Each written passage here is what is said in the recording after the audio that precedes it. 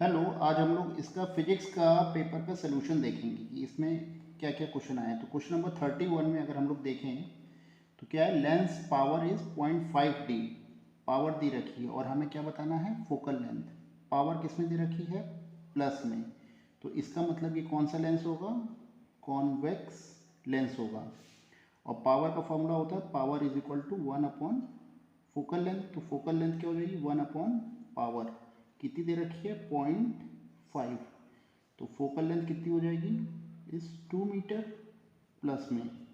ठीक है, तो कौन सा ऑप्शन सही होगा 31 का, सी ऑप्शन सही होगा। ठीक है। अगर नेक्स्ट क्वेश्चन को हम लोग स्टडी करें तो यहाँ पे हमें क्या दे रखा है, दो रेसिस्टेंस दे रखे हैं। क्वेश्चन नंबर 32 में क्या दे रखे हैं, दो रेसिस्टेंस हम लोग को दे रखे हैं, दो रेसिस्टेंस। और इनके बल्ब की क्या पावर दे रखी है, 60 वाट। तो रेसिस्टेंस क्या होता है, resistance is equal to V² upon P। तो दो रेसिस्टेंस दे रखे हैं, यानी कि R1 is equal to V² upon P1 upon दूसरा रेसिस्टेंस दे रखा है V² अपॉन P2। तो यानी कि R1 अपॉन R2 क्या हो जाएगा, इस P2 अपॉन P1। P2 कितना दे रखा है, 200 वाट, और P1 कितना दे रखा है, 60 वाट। तो इसका मतलब क्या हो गया, P2 ग्रेटर देन P1 है। तो इसका मतलब क्या हो जाएगा, R2 लेस देन R1 या R1 ग्रेटर देन R2 होगा। तो ऑप्शन में हम लोग देख लेते हैं क्या होगा, R1 is greater than R2। तो कौन सा ऑप्शन सही होगा, 32 का ऑप्शन बी सही होगा। ठीक है। 33 क्वेश्चन में हम लोग देखेंगे, 33 में क्या दे रखा है, 33 में दो वायर्स दे रखे हैं, सेम लेंथ के, सेम मटेरियल के। ठीक है। और हमें क्या बताना है, specific resistance. Specific resistance, specific resistance क्या होता है, rho does not depends on area and length. तो एरिया क्या होता है, πr²। तो rho does not depends on radius. ठीक है। तो जब ये रेडियस पे डिपेंड ही नहीं करेगा तो स्पेसिफिक रेसिस्टेंस क्या होंगे दोनों के, 1:1 सेम रहेगा। तो 31 33 का क्या हो जाएगा, ऑप्शन बी ऑप्शन सही होगा। ठीक है। 34 क्वेश्चन नंबर 34 को अगर हम लोग स्टडी करें कि 34 में क्या है, 34 में है I is equal to Q upon T। T is Ni upon T। तो N is number of electron is equal to IT upon E। तो कौन सा ऑप्शन डी सही होगा, डी ऑप्शन, 34 का डी। 35 में आ जाते हैं, एक ह्यूमन आई है which is form and image of an object at is, कहाँ पे बनेगी इमेज, रेटिना पे। 35 का क्या होगा, ऑप्शन डी। ठीक है। 36 पे आ जाते हैं, हम लोग को क्या दिया गया है, इक्वल रेसिस्टेंस दिए गए हैं। ठीक है, एक रेसिस्टेंस दिया गया है हमको, कितना, 20 इक्वल पार्ट्स कर दिए गए हैं। आर के कितने पार्ट्स कर दिए गए हैं, 20 पार्ट्स ईच। 10 रेसिस्टेंस को सीरीज में जोड़ दिया गया है। तो और 10 रेसिस्टेंस को पैरेलल में जोड़ दिया गया है। ठीक है। इक्विवेलेंट रेसिस्टेंस हमसे पूछा गया है कि क्या हो जाएगा। ठीक है। तो इफेक्टिव रेसिस्टेंस इक्विवेलेंट क्या हो जाएगा। तो R/20 के हमने कितने रेसिस्टेंस सीरीज में लगा दिए। तो जब हम पहले सीरीज को सॉल्व कर लें, R/20 प्लस R/20 ऐसे कितने हो जाएंगे, 10। तो टोटल रेजिस्टेंस कितना हो जाएगा, 10R/20 यानी कि R/2 ओम। अब जब हम पैरेलल में लगा देंगे तो कितना हो जाएगा, 1/R is equal to 1/R/20 plus 1/R/20 ऐसे कब तक, 10 तक। तो इसका क्या हो जाएगा 10/r/20, तो कितना हो जाएगा, दिस इज 200/r। तो हमारा r डैश कितना निकल के आ जाएगा, r डैश आ जाएगा r/200। तो हमारा टोटल रेसिस्टेंस क्या हो जाएगा, टोटल रेसिस्टेंस हो जाएगा सीरीज प्लस पैरेलल, इन दोनों को हमने किस में लगा दिया है, सीरीज में, ठीक है।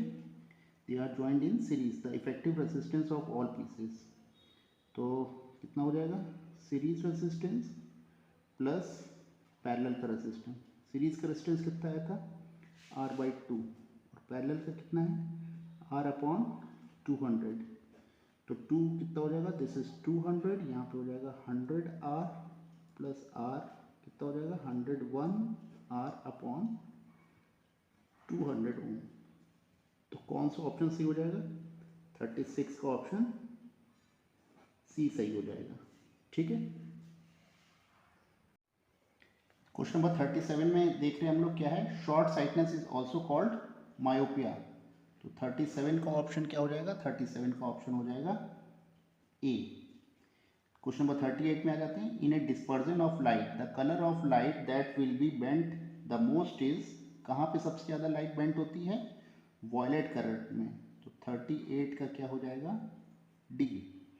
39 में आ जाते हैं, 39 का refractive index of the water with respect to air is 4/3, यानी कि ए ईटा डब्ल्यू कितना दिया गया है, 4/3। And glass with respect to the air, a नीटा ग्लास कितना दिया गया है, 3/2। और हमें क्या बताना है, refractive index of glass with respect to water, हमें क्या बताना है, refractive index of glass with respect to water क्या होगा, ठीक है। तो इस क्वेश्चन को सॉल्व करने के लिए हम क्या देखें, हम लोग क्या है, लाइट कहाँ से कहाँ जा रही है, वाटर से ग्लास में जा रही है। यहाँ क्या है, वाटर और ग्लास, ठीक है। और सबसे ऊपर मान लेते हैं एयर। तो वाटर से ग्लास में जा रही है, और उससे पहले वाटर से एयर से वाटर में जा रही होगी, फिर उसके बाद थर्ड में ग्लास से फिर से वापस अगर एयर में चली जाती है, तो इन सब का मल्टीप्लिकेशन क्या हो जाएगा, 1। यानी कि एयर से कहाँ गई, वाटर में, फिर वाटर से ग्लास में, फिर ग्लास से एयर में। इन सब का मल्टीप्लिकेशन रिफ्रैक्टिव इंडेक्स क्या होता है, 1, क्योंकि एयर से चली है, एयर में आ गई है, ठीक है। अब ये कितना दिया गया, दिस इज 4/3। डब्लू नीटा जी ये हमको पता लगाना है, और यहाँ पे हमें क्या दिया गया है, जी एन ए, और जबकि ये क्या दिया गया है, रिफ्रैक्टिव इंडेक्स ऑफ ग्लास, यानी कि ये क्या हो जाएगा, एक दूसरे का इन्वर्स होता है, this is A N G is equal to 1। तो क्या हो जाएगा 4/3 इंटू वाटर एन जी, ये हम लोग को कितना दिया गया है, 3/2। तो अगर हम लोग निकाल लेंगे तो ये कितना आ जाएगा, दिस इज, इसको हम लोग सॉल्व कर लें तो 2 ऊपर आ जाएगा, यानी कि 8/9, और अगर ये इधर जाएगा 8/9 W H G is equal to 1, तो डब्ल्यू एच जी कितना हो जाएगा 9/8। तो ऑप्शन में हम लोग देखें कौन सा है, ऑप्शन सी सही है। तो 39 का कौन सा ऑप्शन सही है, सी। क्वेश्चन नंबर 40 में देखें, हमको क्या दिया गया है, टोटल इंटरनल रिफ्लेक्शन दिया गया, take place when light is incident, ठीक है। तो टोटल इंटरनल रिफ्लेक्शन कब होता है, टोटल इंटरनल रिफ्लेक्शन तभी होगा जब लाइट कहाँ से कहाँ जाएगी, लाइट हायर या denser medium to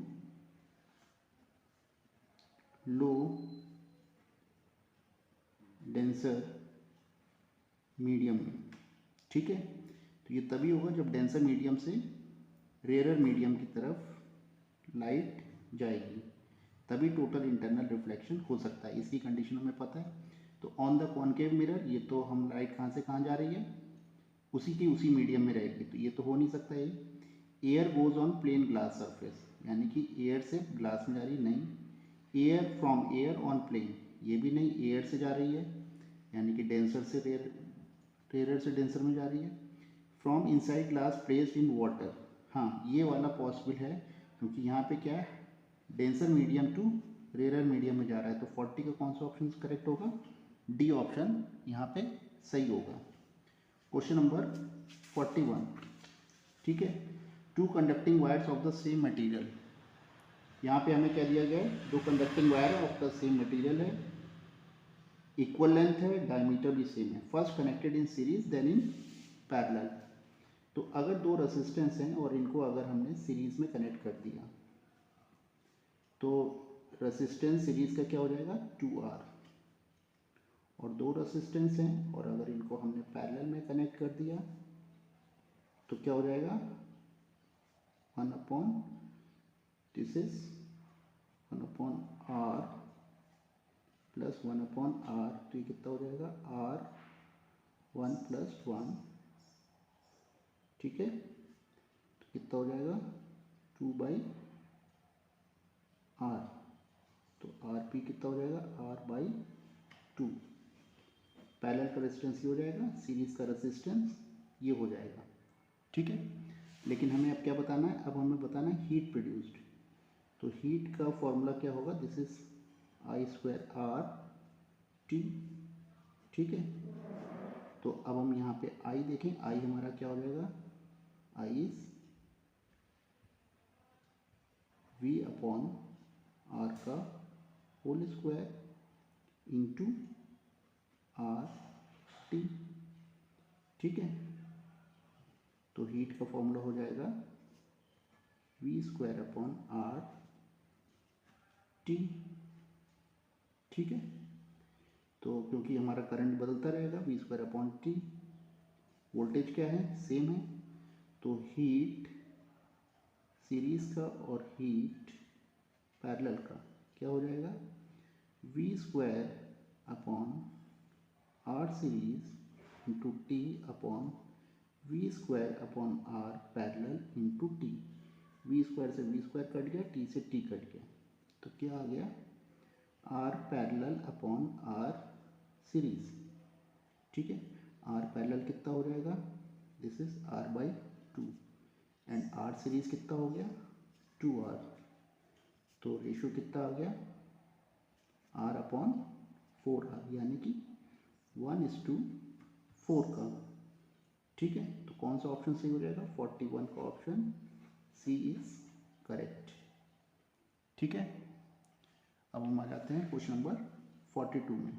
A light passes through a plane glass slab of thickness T, reflective index mu, the angle between the क्या होगा, ठीक है। तो एक हम एक पैरेलल स्लैब ले लेते हैं, एक लाइट पास करते हैं, जब ये ग्लास में जाएगी तो थोड़ा सा झुक जाएगी और फिर से ये क्या होगी, फिर से ये दूर चली जाएगी, ठीक है।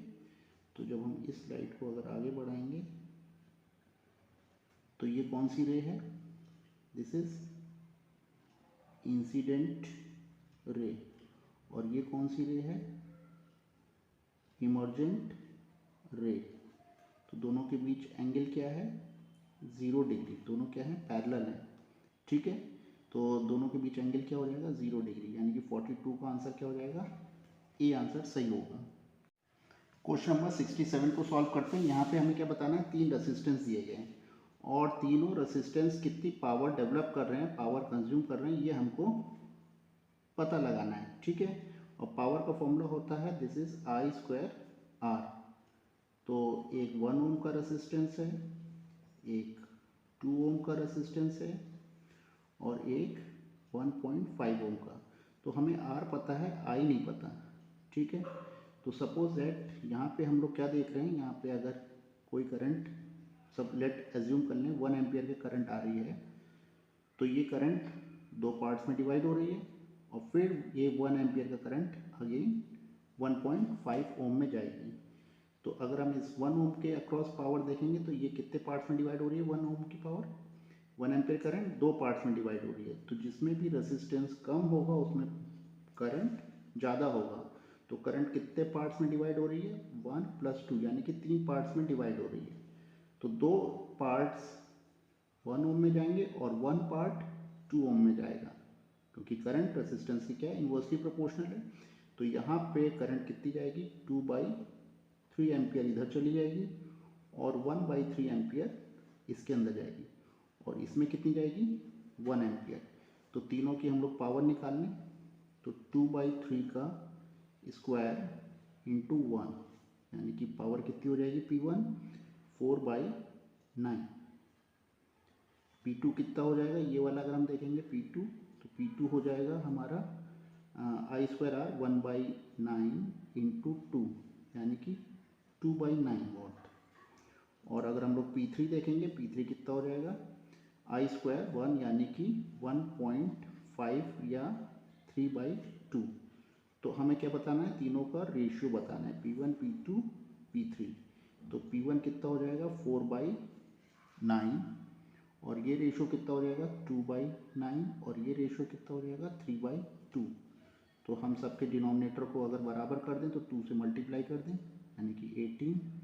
अगेन इसको भी 2 से मल्टीप्लाई कर दें, यानी कि 4/18। इसको किससे मल्टीप्लाई करना पड़ेगा, 9 से, यानी कि 9 3 ज़ा 27, 9 2 ज़ा 18। डिनोमिनेटर बराबर हो गए, यानी कि रेशियो कितना हो जाएगा, 8:4:27 का रेशियो। तो 67 का ऑप्शन क्या हो जाएगा, 67 का हमारा आंसर हो जाएगा ए। ठीक है। और क्वेश्चन नंबर 68 में देखें, यहाँ पे हमारा कुछ करंट आ रहा है। ठीक है, द इनकमिंग करंट हमारा कितना हो रहा है, 1.9 + 2.1, यानी कितना आ रहा है, 4 एम्पियर का 1.9 + 2.1 कितना बन रहा है, 4 एम्पियर का करंट। ये आगे बढ़ रहा है, फिर यही 4 एम्पियर का करंट और आगे बढ़ रहा है, फिर यही 4 एम्पियर का करंट 3 पार्ट्स में डिवाइड हो रहा है। ठीक है, तो यहाँ पे 2.1 एम्पियर चला गया और यहाँ पे 1.9 एम्पियर चला गया। तो हमें ये आई बताना है, ये आई कितना होगा। तो इन तीनों का सम भी क्या होना चाहिए, 4 ही एम्पियर होना चाहिए, जितना आएगा उतना ही डिवाइड होगा। तो देख लेते हैं, 1.9 शुड बी इक्वल टू 4। तो ये कितना हो गया, I plus this is 4 is equal to 4। तो I is equal to 4 - 4 is equal to 0 ampere, यानी कि इस पार्ट में कोई भी करंट नहीं जा रहा है। तो 68 का ऑप्शन क्या हो जाएगा, 68 का ऑप्शन हो जाएगा सी। क्वेश्चन नंबर 69 में देखते हैं, यहाँ हम लोग देख रहे हैं एक कॉन्वेक्स लेंस है जिसकी वर्चुअल इमेज बन रही है। तो क्वेश्चन नंबर 69 में कॉन्वेक्स लेंस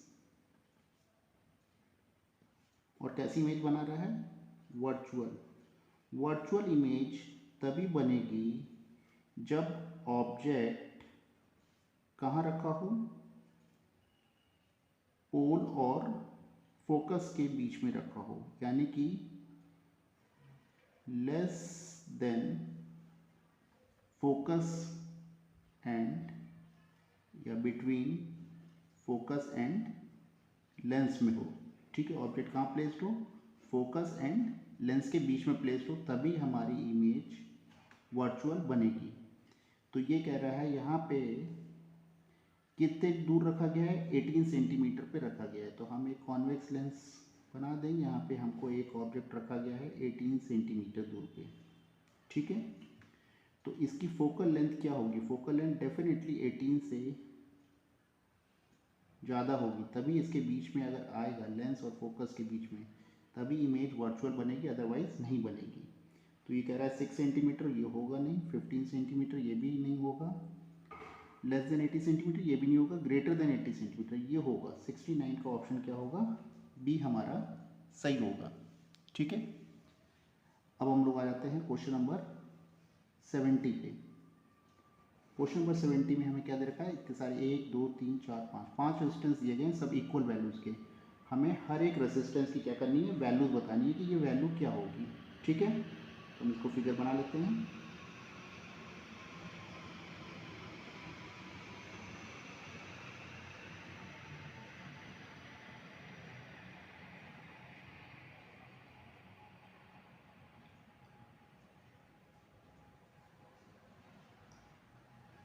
यहाँ पे हमें 3 रेजिस्टेंस किसमें नज़र आ रहे हैं, पैरेलल में।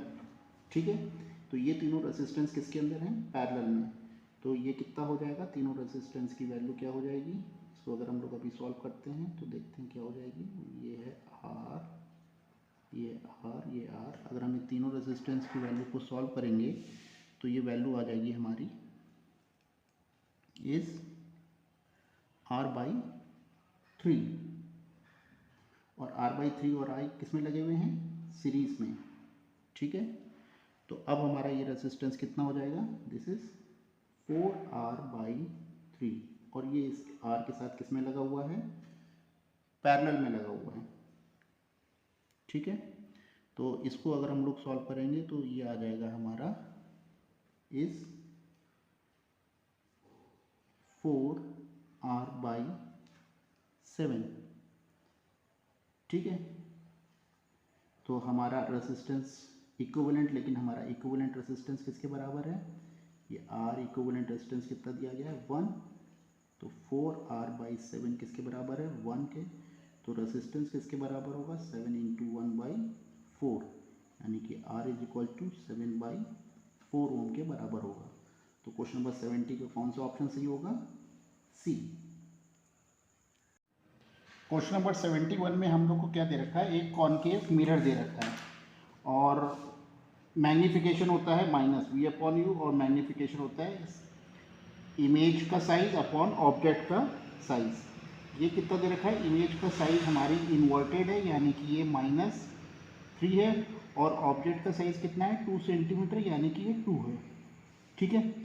डिस्टेंस दे रखी है 32 सेंटीमीटर पे ऑब्जेक्ट प्लेस करा गया, दिस इज -v/-32। ठीक है। तो यानी कि v कितना हो जाएगा, -v/-32 is equal to -3/2, minus से माइनस कैंसिल हो गया।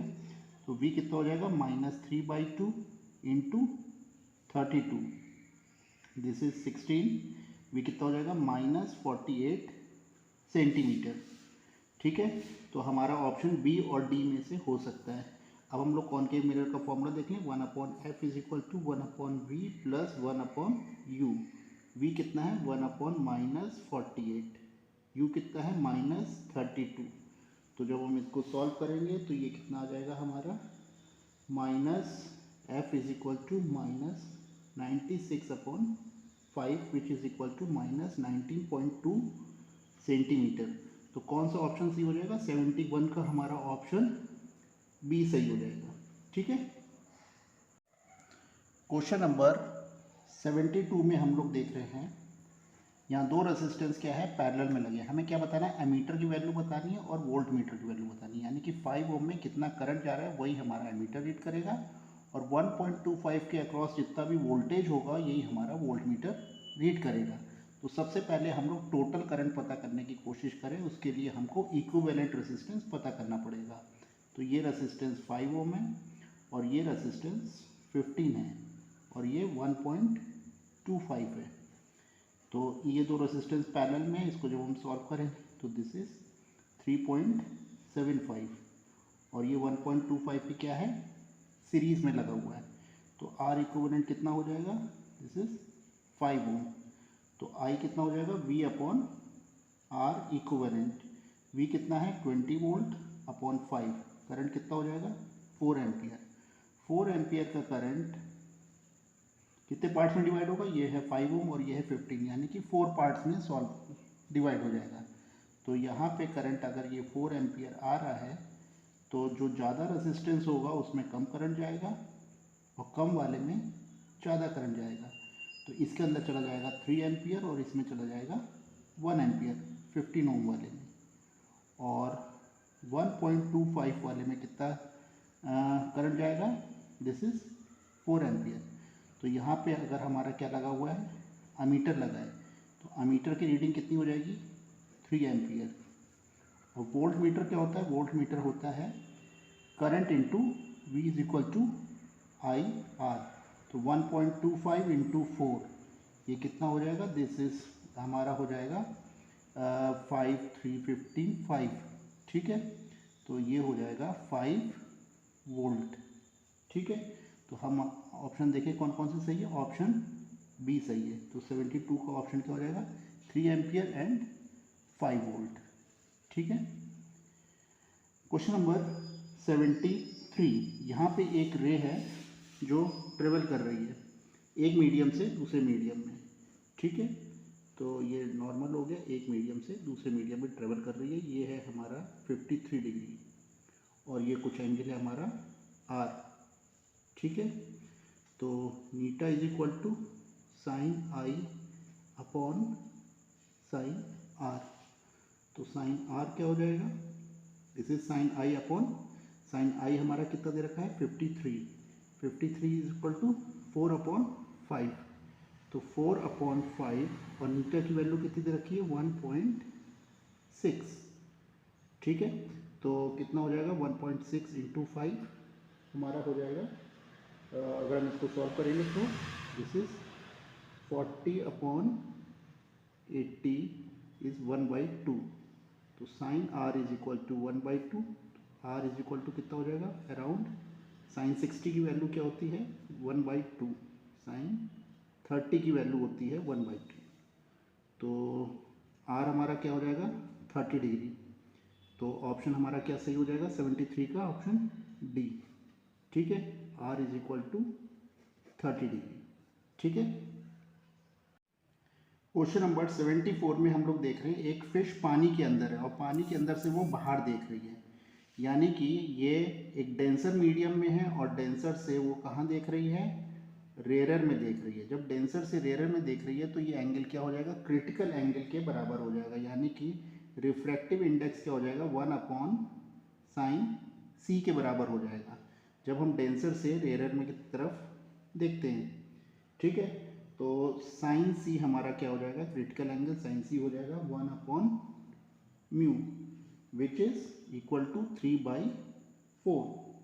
ठीक है, और साइन सी क्या होता है परपेंडिकुलर अपॉन हाइपोटेनियस। ठीक है, तो किसी भी ट्रायंगल में अगर हम लोग देखेंगे, अगर ये सी है तो परपेंडिकुलर अपॉन हाइपोटेनियस, परपेंडिकुलर है 3, हाइपोटेनियस है हमारा 4। तो हमारा बेस क्या हो जाएगा, बेस हो जाएगा √7 फ्रॉम पाइथागोरस थ्योरम से। ठीक है, अब हमें क्या पता करना है, हमें पता करना है दिस इज tan c। तो tan c क्या होता है परपेंडिकुलर अपॉन बेस। अब tan c हमें क्यों पता करना है, क्योंकि हमें क्या पता करना है कितनी रेडियस पे वो देखेगा। ठीक है, तो ये ऐसे पानी के अंदर क्या है एक फिश है। ठीक है, ये फिश देख रही है, ये कितनी डेप्थ पे है 12 सेंटीमीटर की और ये रेडियस r है और वो किस एंगल पे देख रही है, ये क्रिटिकल एंगल पे। तो यहाँ पे अगर हम लोग इसको देखें तो tan c क्या हो जाएगा perpendicular upon base. Perpendicular upon base हो जाएगा रेडियस अपॉन बेस हमारा कितना हो जाएगा 12 अपॉन 12। ठीक है, अब हम अगर इस क्वेश्चन से देखें तो हमारा बेस की वैल्यू क्या है √7। तो perpendicular upon √7 is equal to, और परपेंडिकुलर हमारा क्या है 3, तो 3 अपॉन √7 r/12। तो रेडियस हमारी कितनी हो जाएगी, रेडियस हो जाएगी 36 अपॉन √7, 36 अपॉन √7। तो 36 अपॉन √7 कौन सा सही है, ऑप्शन डी इज करेक्ट। ठीक है, अब क्वेश्चन नंबर 75 में आते हैं। 75 में हमें क्या बताना है, 5 ओम में कितना करंट जा रहा है। तो यहाँ पे हम ध्यान से देखेंगे ये कितना है 5 और 5 10 वोल्ट का डायरेक्शन ये है, और ये नीचे एक रेसिस्टेंस के साथ आ रहा है और फिर ये एक पैरेलल में एक रेसिस्टेंस लगा हुआ है कितने वोल्ट का 10 वोल्ट का। तो यहाँ से एक मान लेते हैं करंट I1 आ रहा है और यहाँ से एक करंट I2 आ रहा है। तो इसका डायरेक्शन ये है, तो यहाँ पे हम क्या देख रहे हैं I1 माइनस I2, यानी कि 2 वोल्ट का डिफरेंस है। अगर हमें इस रेसिस्टेंस में करंट पता करना है, ये जो 5 ओम का है, तो ये 10 वोल्ट है और ये भी माइनस में 10 वोल्ट है, यानी कि 10 माइनस 10। तो यानी कि कोई भी करंट इसमें नहीं फ्लो करेगा, रेसिस्टेंस में करंट क्या होगा 0 होगा। तो 75 का हमारा ऑप्शन क्या हो जाएगा, 75 का ए होगा 0 एम्पियर। बस इतने ही क्वेश्चन हमारे फिजिक्स में आए थे। कल हम लोग मैथ्स के क्वेश्चन को सॉल्व करेंगे। ठीक है, ये था पार्ट 1 के फिजिक्स के क्वेश्चन का सॉल्यूशन। Thank you.